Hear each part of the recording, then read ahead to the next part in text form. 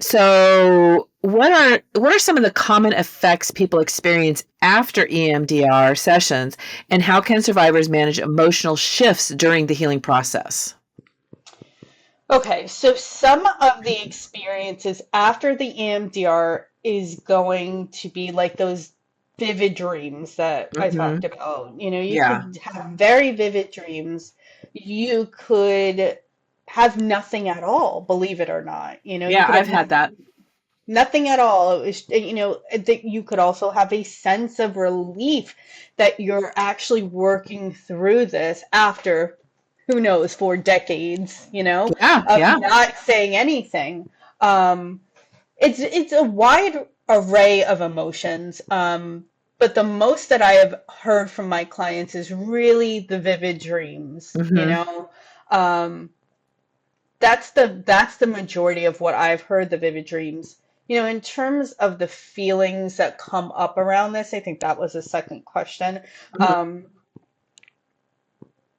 some people are just so tired of living with Hmm. that they're at the point ready to do it, Hmm. so I would say like a sense of relief, accomplishment, motivation.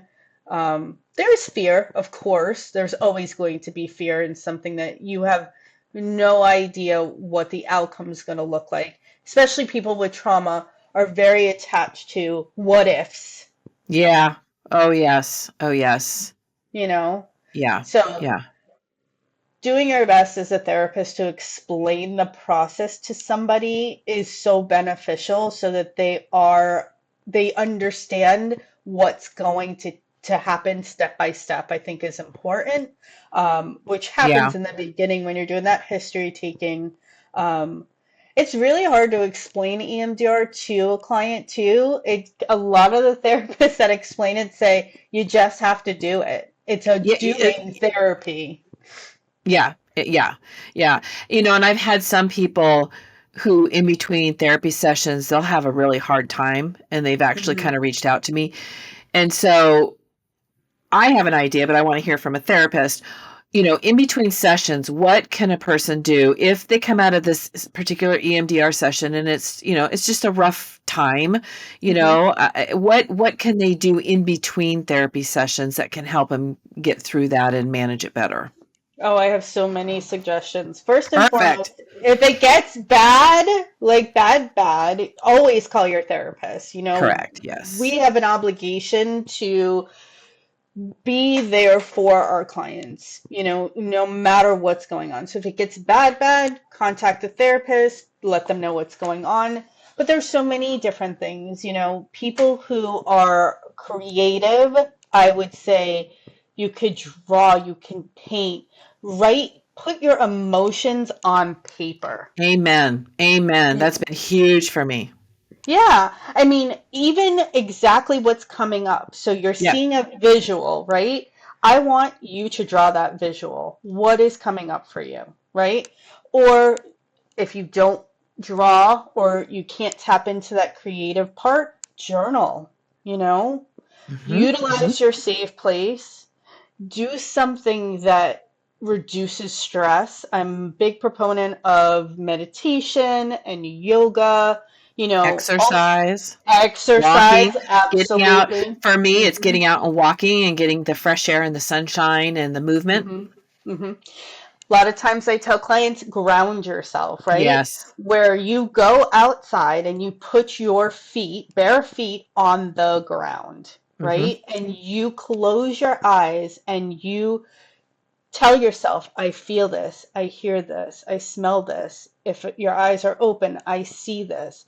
So it's really getting in touch with grounding yourself to present, not what's going on, not what's happened, but right in that moment. I do that when I walk. I don't listen to music. I don't listen to anything. Hmm. I carry my phone with me for safety purposes, but I pay attention to all the sounds, the Hmm. smells. I look around, I pay attention, and to kind of bring me back because I mean, explain why that is because I think I know, but you're a therapist and you can explain because I'll let you explain because I could. add my 2 cents, but I'm not a therapist. I believe that first, my this is my personal belief. This isn't my professional belief, but we are so tapped in to electronics, to constantly doing. That's just the way we are in society. That when you are really taking the time to care for yourself, you want to and need to be present. Hmm.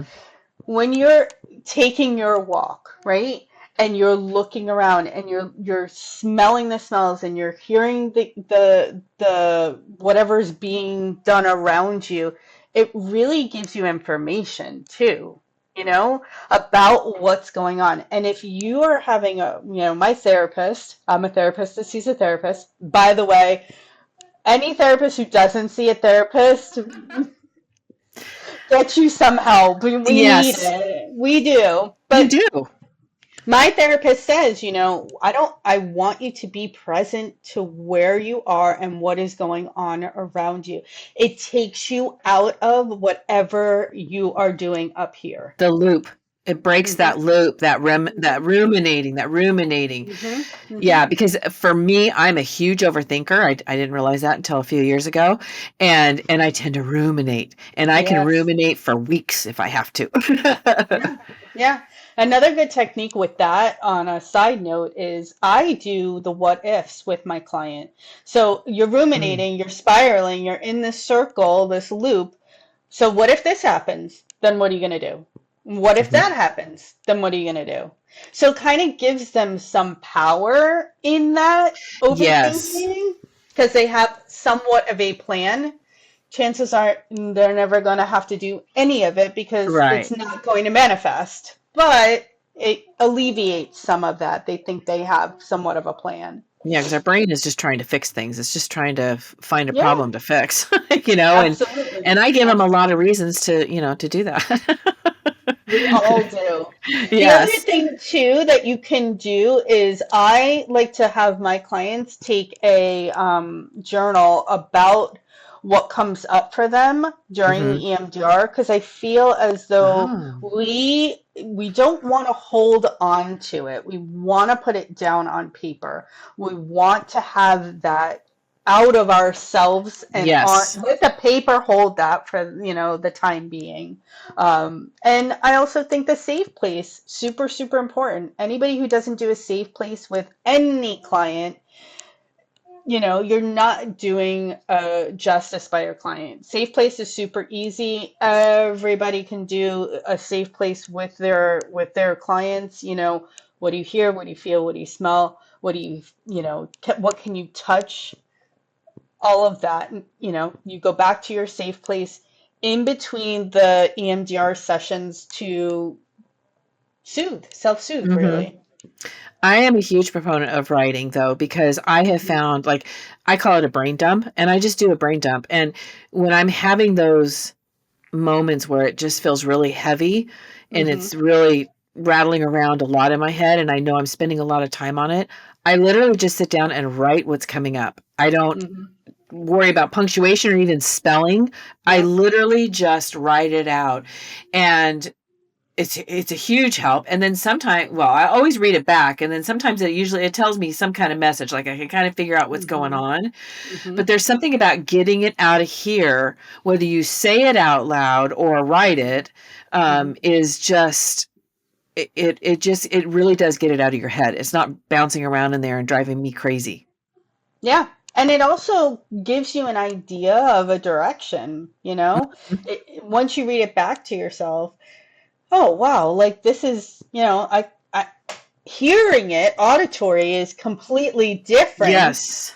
It's a different way of learning. There's four different ways of learning. So I'm hearing it back and I'm saying, huh, I actually have put a plan together without Yes. knowing it. Yes, because it'll sound different than what was going on in your Hmm. head. Yes. Yeah, And that's why it's definitely. helpful. That's why it works. Hmm. I mean, it works Hmm. for me. I've done it numerous times. Yeah. I So always tell that's my something. clients, writing Yeah, is very therapeutic. it is. It is. It is. And you don't have to take a lot of time. You don't have to No. take a lot of time, seriously. I mean, I even did something, this is kind of interesting. was really down, and I don't go visit my parents' grave. I just don't. Mm. And I felt like I needed to go there. And I sat down and I wrote them a letter. I don't Mm. know how long I was sitting there. I still have it. It's got to be 15 pages. Oh my. And boy, when I walked away, I honestly, I wish I would have timed how long I was sitting there. It was a long time, obviously, Mm. the tears and everything, but it was so therapeutic. And it Mhm. gave me a very different perspective of my parents that I never had before. Mhm. And one of them was, I lost my mom when I was 16. My Mm. dad became a single father. Like all this stuff, it hit me that the Yeah. 16-year-old girl didn't see that the, grown adult now sees. It's really, Right. yeah, writing is just, it's amazing. It does some crazy stuff. Yeah, it's very therapeutic.